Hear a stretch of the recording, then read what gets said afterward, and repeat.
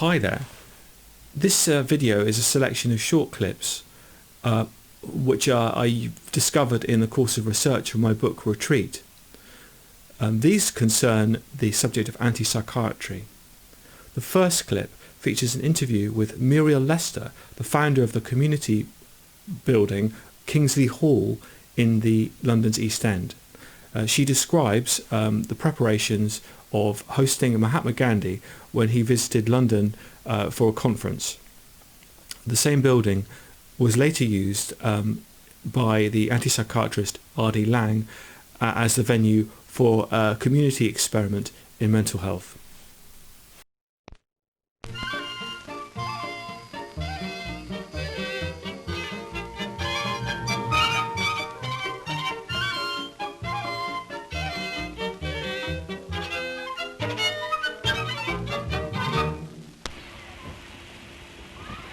This is the Kingsley Hall, near Poplar, where Mr. Gandhi will stay during his visit to London.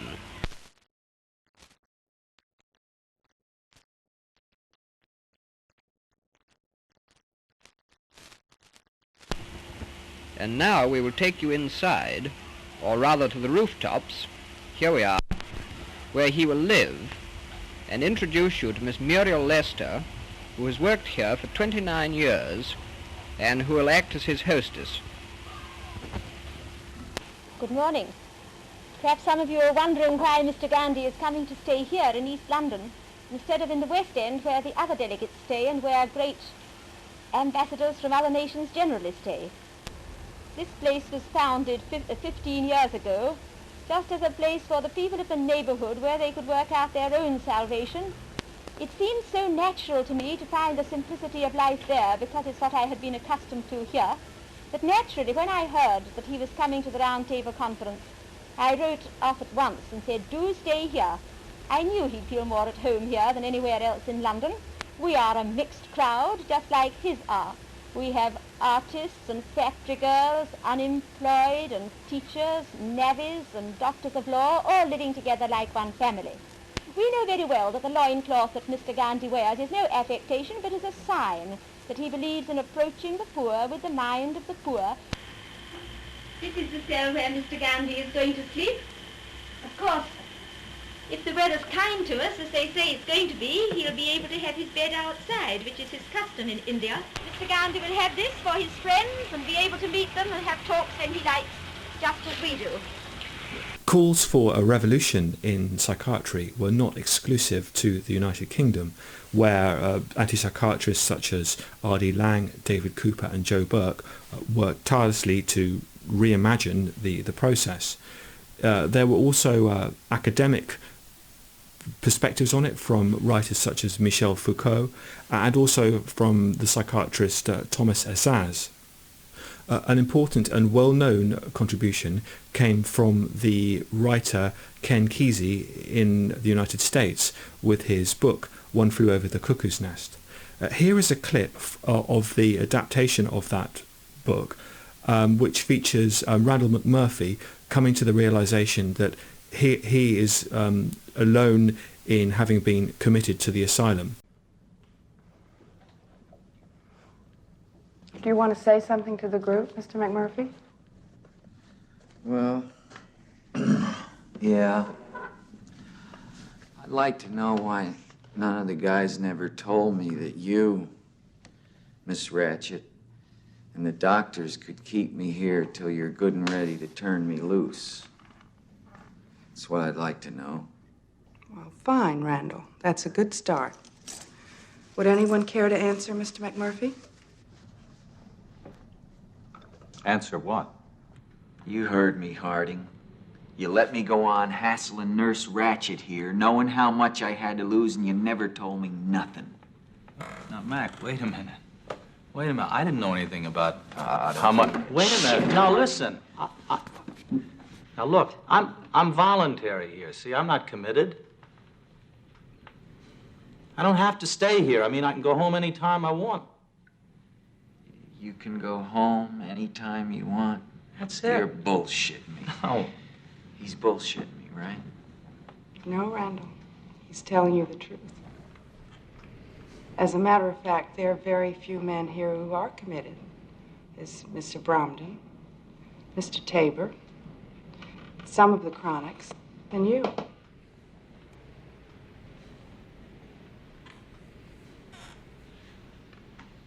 Chiswick, you're voluntary? Mm-hmm. Scanlon? Billy, for Christ's sakes, you must be committed, right? No. Okay. I mean, you're just a young kid. What are you doing here? You ought to be out in a convertible, bird dogging chicks and banging beaver. What are you doing here, for Christ's sake? What's so funny about that? Well, Jesus, I mean, you guys do nothing but complain about how you can't stand it in this place here, and then you haven't got the guts just to walk out? I mean, what do you think you are, for Christ's sake? Crazy or something? Mm-hmm. Well, you're not. You're not. You're no crazier than the average asshole out walking around on the streets, and that's it. Jesus Christ, I can't even believe it.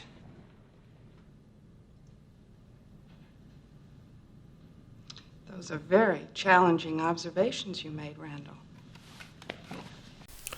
Anti-psychiatry as a movement was greatly influenced by the ideas of continental philosophy, particularly the writings of Jean-Paul Sartre. In 1967, the anti-psychiatrist Joe Burke organised a conference of liberation of dialectics at the Roundhouse in Camden. Burke actually invited Sartre to come, but he and his partner Simone de Beauvoir dropped out at the last minute. But still, there was a stellar gathering of all the, as Joe Burke described them to me, the bros from around the world. And here are some clips from the conference, including a section on Allen Ginsberg and a small excerpt from a talk by Herbert Marcuse. The Congress went on for 2 weeks. As speakers, it gathered together spokesmen representing various mainstreams of violence and change in our society. The peculiar character of modern domination is the following, and this applies both in Harlem and in underdeveloped countries, and it applies with regard to all of the big powers.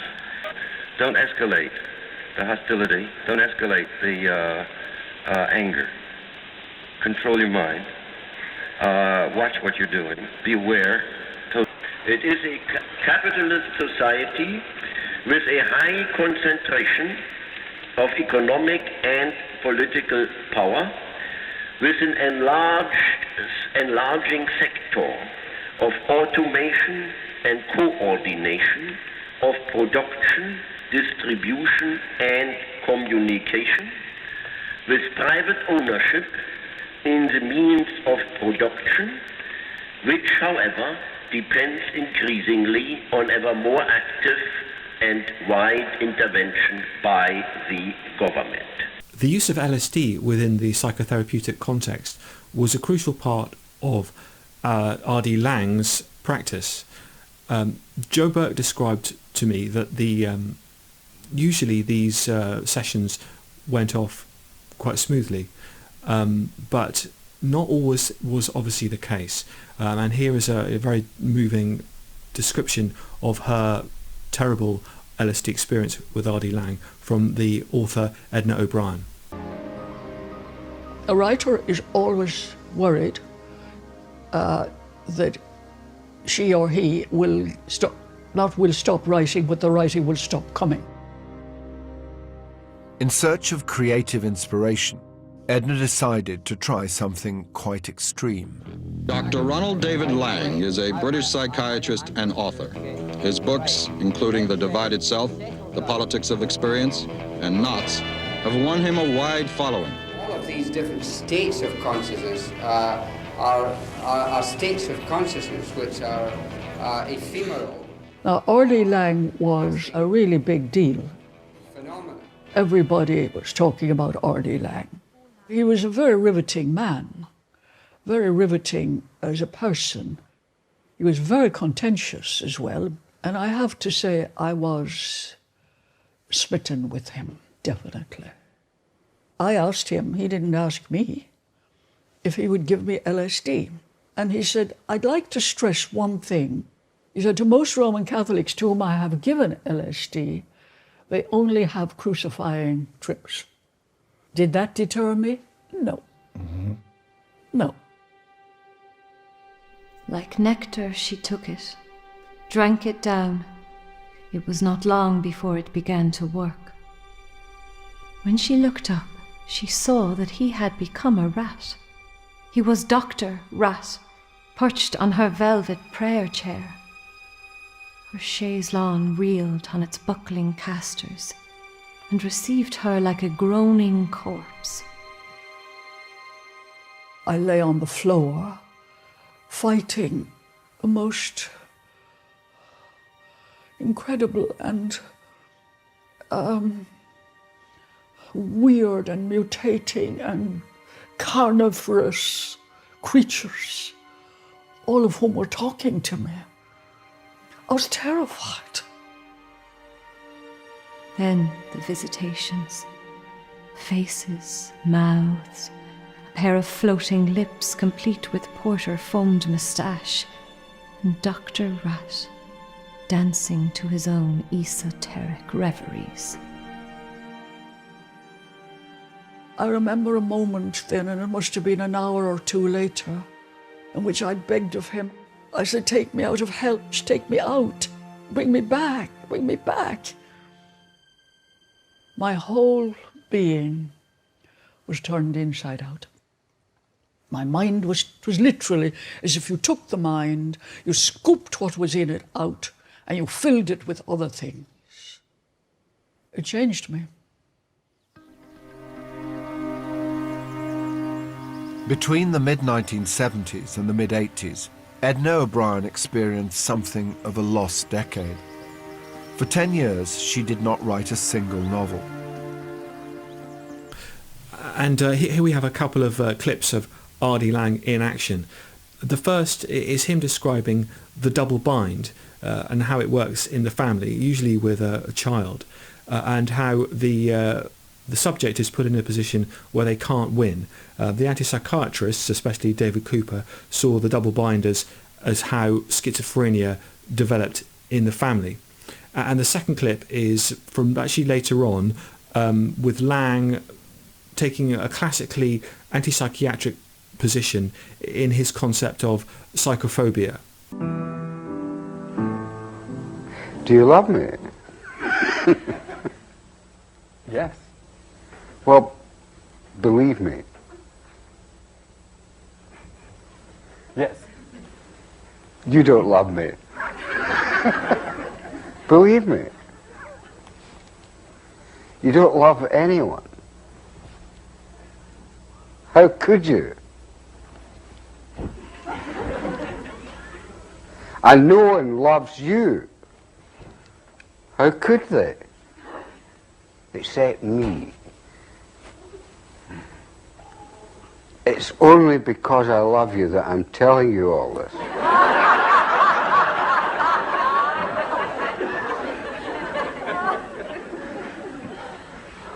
I think you should take that smile off your face. I love you. You believe me? Well, don't believe me. Just because I say so. Just look into the mirror. Look into your heart of hearts, and you'll see that everything I'm telling you is true.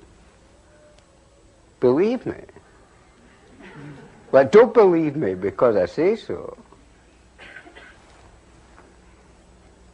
That's my mother.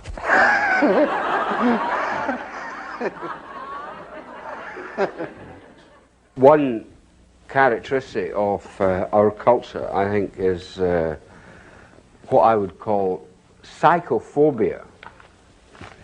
We're psychophobic. We're frightened of our own minds, of our own psyches.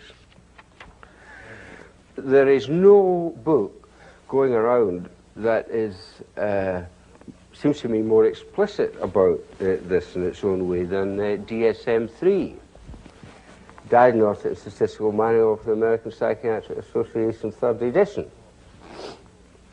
which is calls itself a compendium of criteria of mental disorder that lists any unusual perceptual experience is a criteria of mental disorder. Any unusual perceptual experience. Sixth sense, clairvoyance, telepathy. Others can feel my feelings. I feel the presence of a dead, or a force of presence of a dead person in the room with me who's not there. You're allowed to do that for 3 weeks after your mother dies. After that, it is criteria of mental disorder. So what seems to there be proposed is a massive project of homogenizing experience, where all experience the same thing at the same time. No one's going to be allowed to experience anything different from anyone else. You're not allowed to see the sky as grey if other people see it as blue.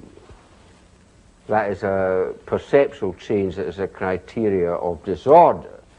All over the world, for all kinds of places, these criteria for mental disorder, as far as I can see, have been ordinary expressions of ordinary human heart and soul. So we are in the process of, I think, under the name of cultivating health, we're in the process of culturing it out. The following clip I was most excited and fascinated to discover. It reminds me a little bit of the clip on YouTube of Mary Osmond reciting Hugo Ball's Dada poetry. In it, Tom Cruise defends his decision to criticise Brooke Shields for taking psychiatric medicine. Brooke Shields had come out publicly and said that taking medication had greatly helped her problems, and Cruise taking the Scientology line, which is a purely anti-psychiatric position. And in the conversation, it's quite astonishing to hear Cruise referring to Aldous Huxley's Brave New World. The tone of the discussion took a turn. I've never agreed with psychiatry, ever. Before I was a Scientologist, I never agreed with psychiatry. And then when I started studying the history of psychiatry, I started realizing more and more why I didn't agree with psychiatry. And as far as the Brooke Shields thing is, look, you gotta understand, I really care about Brooke Shields. I think here's a wonderful and talented woman. And I want to see her do well. And I know that psychiatry is a pseudoscience. But Tom, if she said that this particular thing helped her feel better, whether it was the antidepressant or going to a counselor or a psychiatrist, isn't that enough? Matt, you have to understand this. Here we are today, where I talk out against drugs and psychiatric abuses of electric shocking people, okay, against their will, of drugging children with them not knowing the effects of these drugs. Do you know what Adderall is? Do you know Ritalin? Do you know now that Ritalin is a street drug? Do you understand that? The difference is this was not Matt, against her will, though. But this wasn't against Brooke's will. Matt, I'm asking you a question. I understand there's abuse of all of these things. No, you see, here's the problem. You don't know the history of psychiatry. I do. Aren't there examples, and might not Brooke Shields be an example of someone who benefited from one of those drugs? All it does is mask the problem, Matt. And if you understand the history of it, it masks the problem. That's what it does. That's all it does.